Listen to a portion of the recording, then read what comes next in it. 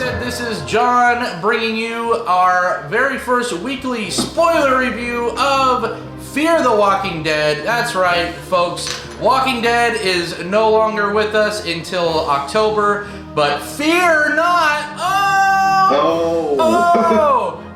We're sticking with you, maybe, especially after these two episodes. But joining me today, solo. It's like we're cheating on our male spouses, but I digress. I have Alex Scott from The Walking Dead. Sir, thank you for joining me.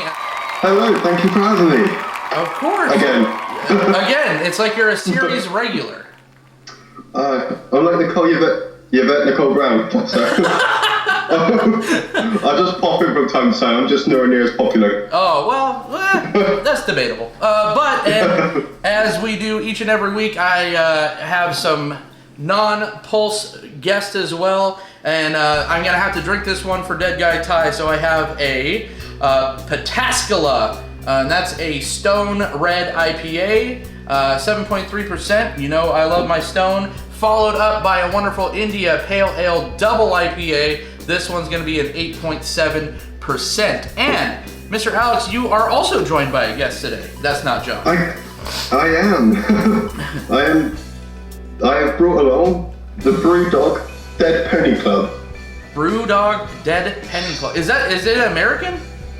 Let's see. I don't know.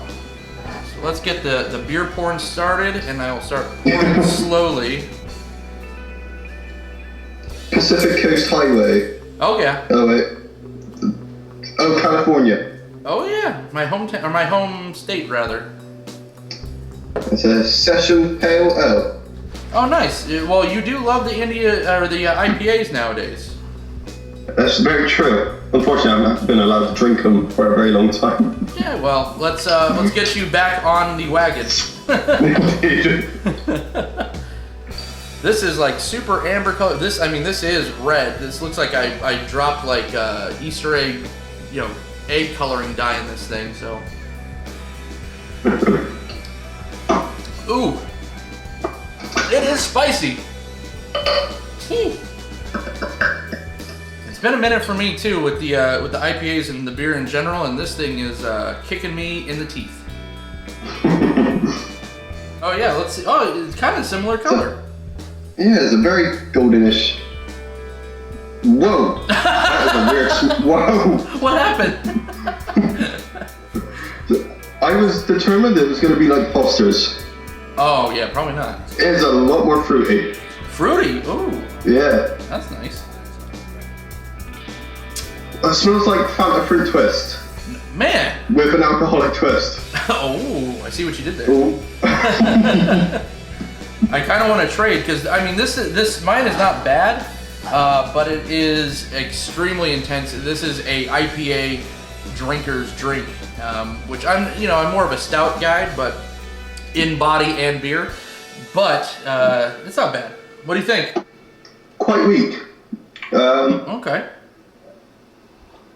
It's got that very alcoholic aftertaste. Yeah.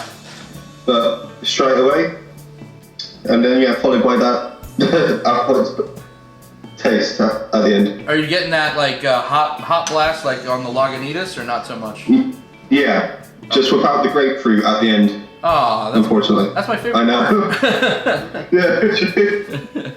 All right. Well, so the beer section aside, so we're gonna jump right into Fear the Walking Dead, which might be. Or this is definitely the first review on this channel, and it might be the last for reasons that we'll jump into soon. But the very first episode of season 3 is called Eye of the Beholder, and it was directed by someone. Andrew Bernstein. Andrew Bernstein. So not too keen on that name. And is it this year or is it next year where Gimple's kind of taken on more of an active role? It's next year. I think this is last year with the current showrunner, Dave Erickson. Okay. And then season 4, they're bringing in Gimple, whatever he's going to be doing with it. I don't know. Okay. So we start off driving to the military base, which what appears to be a military base, There's bodies all around. They don't look too decomposed yet, so I guess they're probably walkers, but they could have just been civilians trying to get in. What was your thoughts on that? I took it as just walkers. It could have been a bit of both. Thinking about it now, I usually watch episodes twice before reviewing, but I've literally just finished watching it. But from what I can remember, I feel like they were definitely zombies. Okay.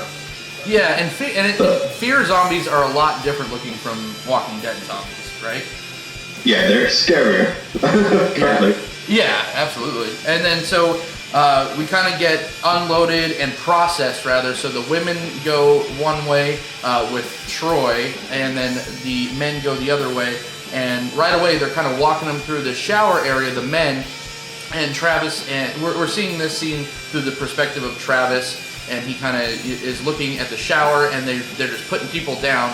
And we're hearing like whimpering and stuff in the background. So at this point, we could assume maybe they're just putting down the sick, but that's not really what's going on here. So, yeah, I did not take that from there. Okay. Once they walked past the showers, and I heard the whimpering, I just presumed someone dropped the soap. You would. It's hard to take a scene seriously when that's the first thing that goes into your head, like, yeah, there's some real dark stuff going on there. The women are fine, but the men are screwed. Finally a twist. Yeah. Not the type of twist you want, but, well, I mean, teaches them. However, so Travis gets put in the room by, I'm going to affectionately name this kid the shit weasel, because I could not stand this little blonde kid, right? You know which one I'm talking about? Is it the one that later on gets the awesome end? Yes, yeah, the Mortal Kombat fatality, basically. Yeah. But yeah, I couldn't stand shit weasel, and I knew he was gonna get kind of a good end, but we'll get to that later. But yeah, so Travis sits down, and then he sees Lucy and Nick. It happened very quickly, didn't it? Extremely quickly. Like credits, like before credits. Yeah, I'm glad they did. I'm glad because last season, basically, Madison just looking to reunite everyone. It just took way too long. Yeah. So I'm glad they got straight to the point. It was. I agree with you, and I don't. The only reason I don't is because it just seemed all very convenient that everyone just kind of thrown together at the same time. Yeah. But you're right. It was. We got to do more interesting things faster, and it wasn't just people walking in the wasteland by themselves. Yeah. It did very much seem like how season 2 ended. It was like the Telltale games. I don't know if have you played them? I have not. Have you seen anything about them? Yeah. I watch your show. Yeah. Right. So yeah, what I got from season 2, the finale. It felt very much like each group of characters had their own like ending to branch off into different storylines. Okay. Something that Telltale do quite a lot with their Walking Dead game, and then the first episode back, they just take away all like the options, all the branching out, and just throw them all into the same basic ending. Yeah. So that's what I kind of got from that as well. Yeah, and so we kind of see that it's a little bit more nefarious over in the men's area, you know, where it looks like they're kind of killing, not just killing the sick, but just killing people in general, and especially the men, to probably A, weaken the resistance, and B, kind of study walker reanimation. Yeah. Just like something like Jenner was doing. Yeah. Back in season 1. Was he doing that? Oh yeah, he did it on his wife, didn't he? Yeah. He was checking. Oh, sorry, my thing just went off. Folks contacted me at 3 o'clock in the morning. If it's not me, who knows? Yeah, but yeah, you're right. It does kind of harken back to Jenner. Jenner didn't seem like he was doing it out of like, he was still a scientist. Well, these guys weren't scientists. These guys were idiots. But Jenner was doing it just kind of because I think his wife got bit, right? And so he was just kind of studying the process. And that's what his wife wanted, was for him to study it. Yeah, and then so they're putting people down. They're watching them come back, and it shows that everyone. And I did like that scene though, and all the scenes kind of pertaining the reanimation process, because they were even placing like running bets on, you know, if you're a fatter dude or not, you'll come back faster or whatever, which is like really interesting, because that is something that we've all touched on from Walking Dead, because at first it was like, you know, Amy was, I think, our first on-screen reanimation, right? And she turned after like 16 hours or something, and then you see someone die like Shane, where he pops up like seconds later. So I can't guarantee it, but I think Glenn Mazzara, the one of the many showrunners for Walking Dead, I think in the season 2 behind the scenes, he touched on it briefly, saying that for him it depends on how serious the death was. Oh. So like Amy, it was kind of a slow death. She kind of bled out, so it took it slower in his mind. And then with Shane, it was quite vicious. It was a brutal stabbing, and so the reanimation happened quicker. I'm glad he's not the showrunner anymore. I don't like that idea. Yeah. Okay. Yeah, I kind of see what you're saying. It's like it's almost like a shock to because it's all from your brain stem basically.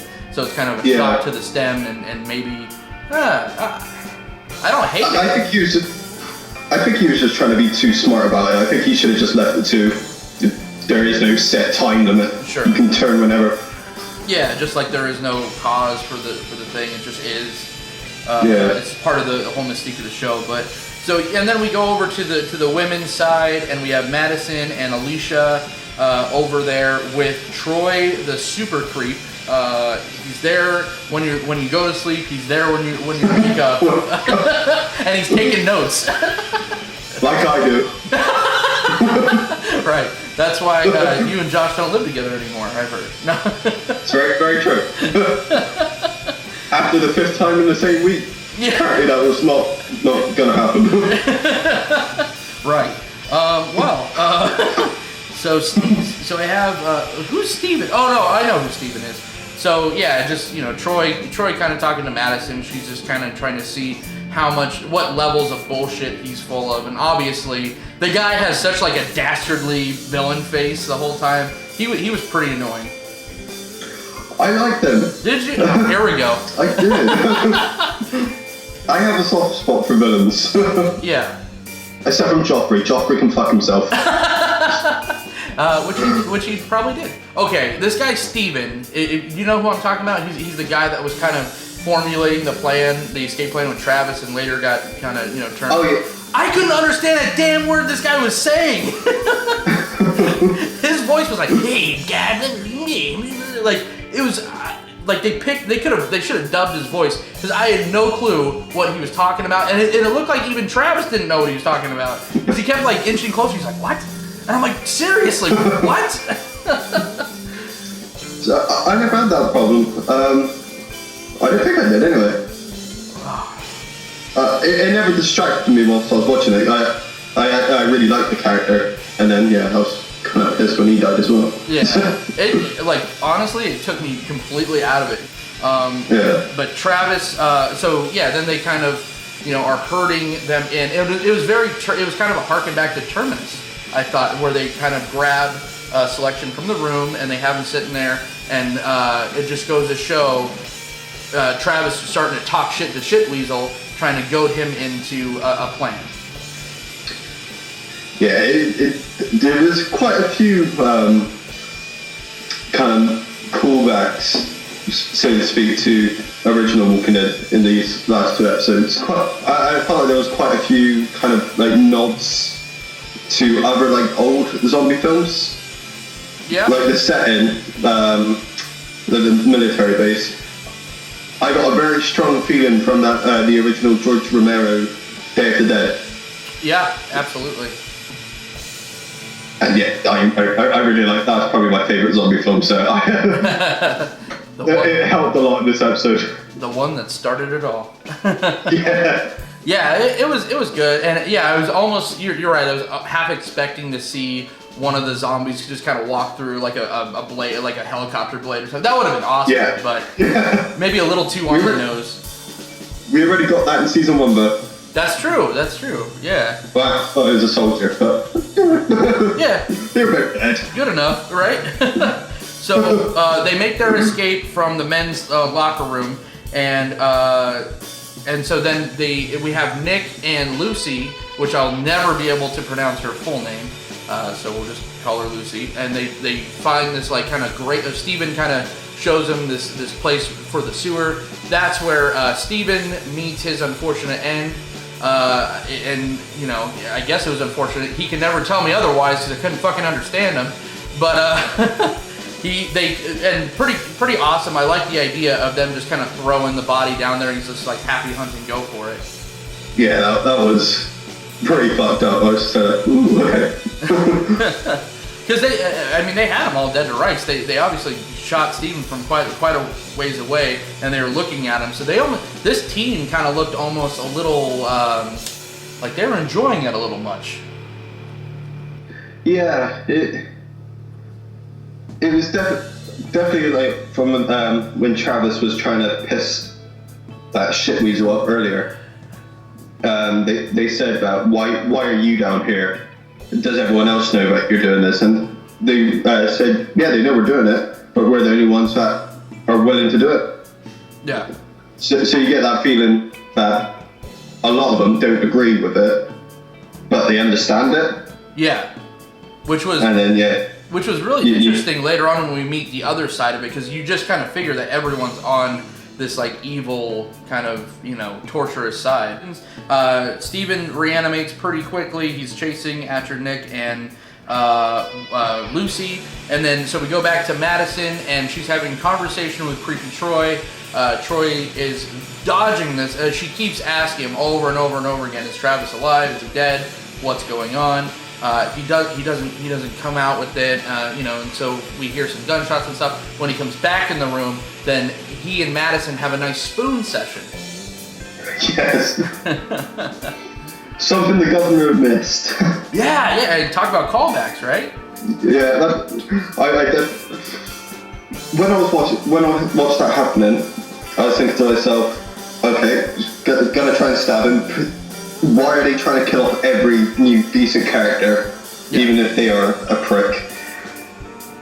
And then they're having this tussle, and I see the spoon, and I'm just there like, oh, we gotta do try and stab him in the forehead with a spoon. And it goes in the eye. It's just like, I have never been so wrong in my life. but felt so good about it, right? I did. I was surprised at the gore as well. Yeah, they showed it.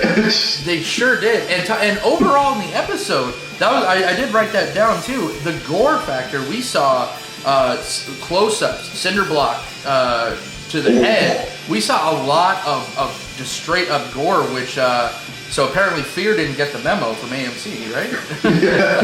Well, see, that's the funny thing. Fear the Walking Dead gets complained about shying away from the gore and being too friendly.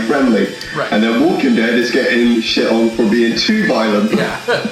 So you can't win. You can't win. You can't just have like medium gore all the way through. Nah, shit. I want Game of Thrones level gore 24/7. Exactly. Yeah. Nick and Lucy, or Nick kind of sees that there's a way out, pushes this kind of wall, I guess. And holy shit, that opens an entire floodgate full of walkers. Very awesome. Yeah. And the walker effects, I have to say, and I think it's probably on purpose because we're kind of at an advanced stage, we're kind of advanced time, a little bit of time's gone by, you know, we're in Southern California or Mexico, so it is quite hot, but we are getting some good walker effects now. It's not just like kind of black around the eyes. Yeah, that's very true. But Greg Nicotero always is the best at what he does. Yeah. And I tried to play Spot the Greg Nicotero walker, but I could not this time. Nor could I. Was there one in there? I don't know. I don't know. I'm gonna look. Usually there is. Like I said, was I have gore written with a giant exclamation point. But Travis in the pit, man. Travis is such a badass. Oh, just thinking about it now just makes me more pissed off. Oh my god! He is using. It was almost like those old like. Did you ever play like Sega Genesis, like the Streets of Rage or Final Fight games, where it's like you just pick up the random things on the floor and you're just hitting people with them? He was picking up crowbars, rhubarb, and freaking cinder block. Oh, let's see. Yeah, so he even has like in true fighting game style, he defeats round 1 pretty easily, and then goes for round 2 even. That was a very awesome scene. It definitely showed, like earlier, going back to the shower scene when Travis was seeing the people get shot. After Chris died, you saw, and they focused on it, which is probably one of the only times I'm glad that they didn't actually show people getting shot. Yeah. But just focusing on Travis's face, where everyone else is like flinching, looking away. Travis is stone cold, like. Yeah. Oh. Completely. And then we see something like that again with him just lashing out on these zombies. Yeah, he went complete since, like you said, since Chris died, and then he killed the 2 kids, or kind of the teenagers at the end of season 2, and he had that dead face stare until they were able to break in, to the room and all that, and it was like we got 3 of those scenes, like you said. Yeah. Oh. Each one just panning away, just focusing on Travis, and yeah, when I was watching that was the first thing that came to mind, just like how detached he is now and how badass he's going to be for the rest of the season. Yeah, he sure is.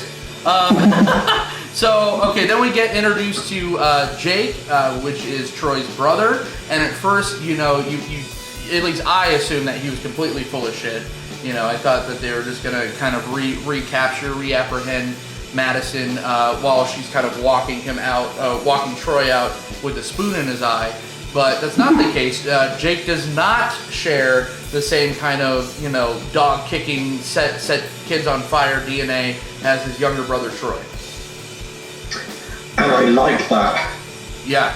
I like how they set Troy up to be kind of almost like the big villain, and especially when he got the spoon in the eye. I was just like, okay, we got Governor 2.0 here. This is Feared and Condensed Governor, and he's going to be the main problem.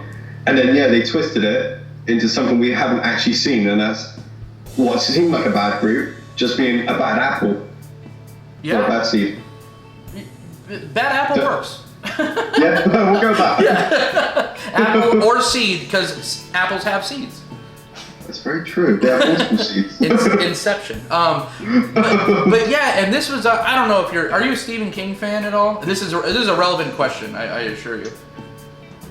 Yeah, I haven't read all of his books. I've read a couple like short stories, but I like the films. Yeah. Bits on his books. So the reason I asked, there's 2 books, and they're companion books. One's called The Regulators, and one's called Desperation. And basically, they have the same exact characters, but same names, same everything. But it's a completely different story. One of them is takes place in like a 0 population, weird backwaters Nevada town. Yeah, right by my house. And then the other one, it like takes place on just one street, and it's kind of like fantastical, like comic book characters and TV characters coming to life and killing people. Both are, like, they couldn't sound further apart, right? But they're all kind of in a mirror universe, and I feel like this episode was so mirror universe to regular Walking Dead. Even with, I saw Jake and Troy, this is a long-winded way of me saying, Jake and Troy were like almost like an Anderson kids. They were like Ron and Sam almost. Like if Sam was a bit older, if Sam was an adult, and you could see Ron going down this path of Troy. So I don't know, I just totally got that weird Sam-Ron vibe from them. Yeah, I can see that. I can definitely see them going like that. So it was just like, everything was so mirror image, like you said, the spoon to the eye, which is a callback to the governor, all these things, which was, I'm sure they were on purpose. They are very intelligent filmmakers making these shows, so I don't know, maybe some of them, maybe I'm trying to be too smart, like you said, with that other past showrunner, trying to think something is what it's not, but I enjoyed that. I'm just like, huh, these are like the Anderson kids in a different universe.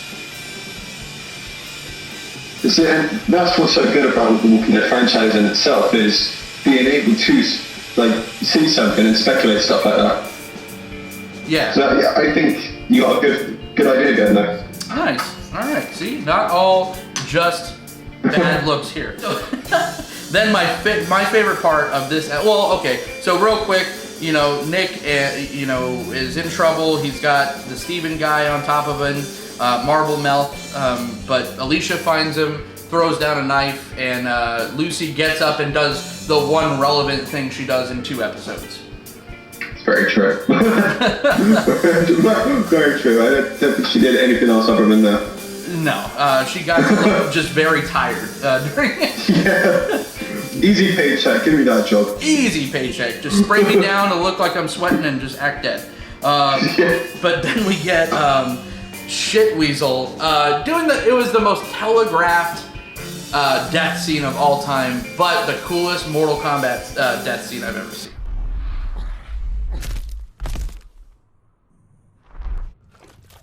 Ermac wins. Flawless victory. Fucking terrifying.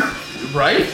That was probably the scariest scene I have seen from Walking Dead and Fear the Walking Dead. Sure. But okay, listen. You're in the zombie apocalypse. This is a question for Alex Scott. You're in the zombie apocalypse. You're hearing noises in the wall. Are you putting your face next to the wall and then opening the grate? No. Yes, technically. Wow, really? Hear me out. I wouldn't do what he did. Like, if I heard it, I'd listen, and obviously I'm hearing things moving, so I instantly think, okay, shit, there's zombies right there. Yeah. So I'll take off the grill, if I can't see through the little holes that is. Sure. And I'll stay from a distance. Yeah. And look. Wait to see if anything walks past or whatnot. I didn't go put my face up to the grill, waiting for something to grab me. Right. Put your face up to the grill and the hole where about 3 dozen rats just poured out from. Right. Yeah.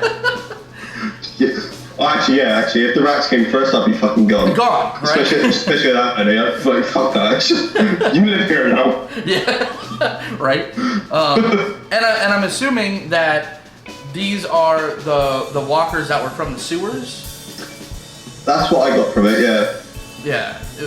Yeah, because we saw those rats in the sewers. Sure. So yes, that was awesome. We got a face bite. It was like and again, I'm trying to make fetch happen. This was a callback death to the one guy that it was the first episode of season 7 when they're herding the walkers away from Alexandria. Season 6. Season 6, right. And the Parker? Parker, yeah. And the guy gets his face bitten off very slowly, right? Yeah. Is that his name? I know his name was Spencer in Can't Hardly Wait. We'll go with that. Right, yeah. I said, you didn't know that was a shared universe? I did not know. Yeah, cool things you find out on this show. Yeah. All right, so going with the note. So, yeah, we have kind of the big money shot of the episode, the anticlimactic scene. Or not anticlimactic, I'm sorry, Freudian slip, climactic scene of the whole base getting overrun by walkers. We get a cool little, last stand scene. Of course, everyone makes it out okay. We have Alicia, Travis, Lucy on the helicopter, and everyone else has to go with Troy on the truck. It's annoying, but at the same time, I liked it. But at the same time, I didn't. I liked this, like I said earlier, I liked how it felt like Day of the Dead. It felt scary, and it felt very reminiscent with like the big bad guy in Day of the Dead being the soldiers. Mm-hmm. And I liked that. And then I was thinking when I was watching, I was like, okay, if it's a half season is here, I'll be completely fine with it. Yeah. So as long as I see some good zombie action overtaking the base. Yeah. And then it happened in the first episode, and I was thinking, Oh yeah, this kind of like terminus, like in and out straight away. And it was a well executed action sequence. It just seemed very quick, and so much potential could have happened there. Yeah. And you know, we learned while we're there that these are not military people at all. They actually belong to another place, which we don't see in episode 1, but they're just kind of there for supplies and gas, and you know, that's a pretty great place to kind of get all these supplies. Yeah. So, surprised that no one's already looted it though. So. yeah, it looked fairly untouched in my opinion. It looked like, yeah, there was a couple walkers outside, but it looked fairly untouched on the inside. There was no, you know, bodies or signs of struggle. Everything was pretty in its place. So that was a little bizarre. But plot convenience. Yeah. Right. You know, Travis leaves on a jet plane. Don't know when I'll be back again. But and then we have you know, some other, you know, kind of dastardly eye signals from Troy with hauling off Alicia. So that's Eye of the Beholder. Oh, I now get the eye joke. It was the spoon. It was the spoon in the eye. All right. Oh. Nice. Well played. Yeah. See what you did there. Yeah. So just kind of overall ending thoughts of this episode before we start reviewing episode 2. I liked it. It was an awesome episode. Oh, pardon me. That was very eerie. Yeah, it's hard to rate this episode when I know what happens next episode. Right. Because this was awesome. Yeah. And the next episode kind of just goes, oh, you like that? Back to old standards. Right. You like this show? Well, you don't anymore. But keeping that one to the side, it was probably my favourite Fear the Walking Dead episode. Wow, really? Yeah. I don't really remember much any of the other episodes. Ooh, that's a bad endorsement. Yeah. Shit. Shots fired. But yeah, I've had many problems with Fear since it started. It's always been that thing where it's just like, okay, it's Walking Dead related, so I'll watch it. Yeah. And yeah, it's not really done anything for me until the latter end of season 2. Mm-hmm. Well, actually, no, the latter end of season 1. I like the last episode of season 1. I thought it was awesome. That was fantastic. And then season 2 was kind of a drag for me up until the last couple of episodes, mostly because of Travis and Chris. And I thought, okay, this is more like it, getting there. And season 3 has kind of done the same thing. It's like really awesome. Now we're gonna fuck you over a bit. Yeah. So just put a 1 to 5 on it with decimals. Okay. I would go a 4.3. Nice. So your favorite episode still can't get you close to a 5 on Fear the Walking Dead.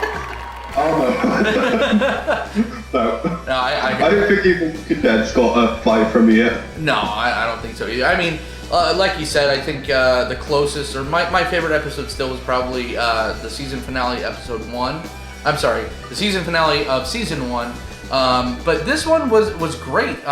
It did feel more like a finale or a mid-season finale, like you said, than a premiere. It started off fast, and then it kind of lulled in the middle a little bit. But I loved the attention to detail with Travis's scenes and just showing him emotionally now. I mean, he went nuts in that pit, which was awesome. Travis, you know, Beast Mode Travis is the best thing that show has going for it. And you know, the gore is back, all this stuff. I disagree with you a bit about Troy, but you know, whatever. It's kind of just a flavor choice. But I'm gonna have to say that this one is a 4.6 out of 5. I liked it quite a bit. So that is our review for Fear the Walking Dead, the Eye of the Beholder. Mr. Alex Scott, where can everyone find you?